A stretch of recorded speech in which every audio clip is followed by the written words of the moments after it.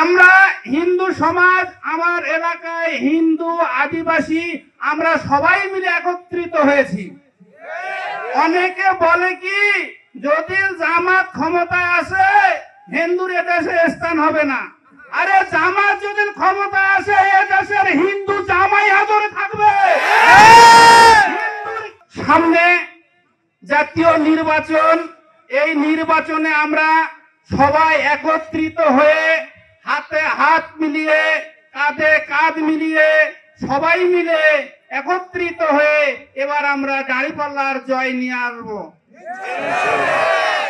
আমরা হিন্দু সমাজ, আমার এলাকায় হিন্দু আদিবাসী আমরা সবাই মিলে একত্রিত হয়েছি।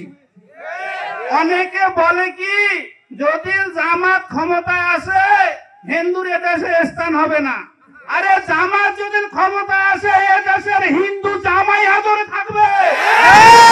হিন্দুর কিঞ্চিত পরিমাণ ক্ষতি হবে না। কারণ যে গত সরকারের আমলে অনেক মন্দির ভাঙা হয়েছে, অনেক প্রতিমা ভাঙা হয়েছে। গত 2 বছরে দুর্গা পূজায় একটি কোন জায়গায় দুর্গা প্রতিমা ভাঙা হয়নি। তাই আমি মনে করি জামাত যদি ক্ষমতায় আসে কিঞ্চিত পরিমাণ কোন হিন্দু ভাইয়ের ক্ষতি হবে না। কারণ হলো হিন্দু নিরাপদ একমাত্র জামাতের কাছে।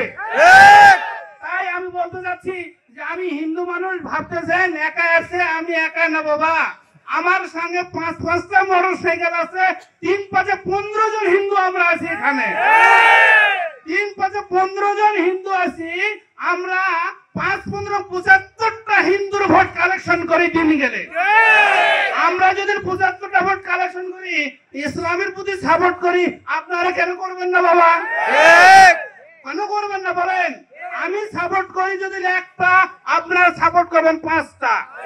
তাই আমি মনে করি যে বাংলাদেশে যদি একমাত্র নিরাপদ থাকে হিন্দু নিরাপদ, তাই একমাত্র জামাত। জামাতকে যেভাবে রাখবেন, যেখানে রাখবেন, যে অবস্থায় রাখবেন, জামাত এক পায়ে খাড়া। আমি জামাত করি দেখে অনেক আমার গ্রামের লোক আমাকে টিটকারি করে। আরে আমাকে টিটকারি করিস না, আমি যে ইসলামের সমর্থন করি তোরা করিস না কেন? তোরা আয় সবাই মিলে আসি। 5টি বছর দেখি আমরা 5টি বছর দেখি যে জামাত কি করতে পারে। 5টি বছর, এটা তো বেশি দিন না। তাই আমি মনে করি যে যাই হোক, আসা অনেক দেরি হয়ে গেল, আরো লোকজন আছে, 2-1টা কথা বলে শেষ করে দেই।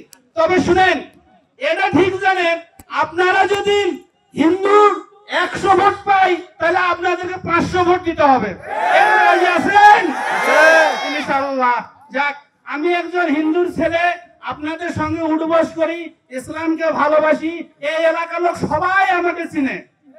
যাক, আর বেশি বাড়াতে যাচ্ছি না। সবাইকে আমার আদাব রইল।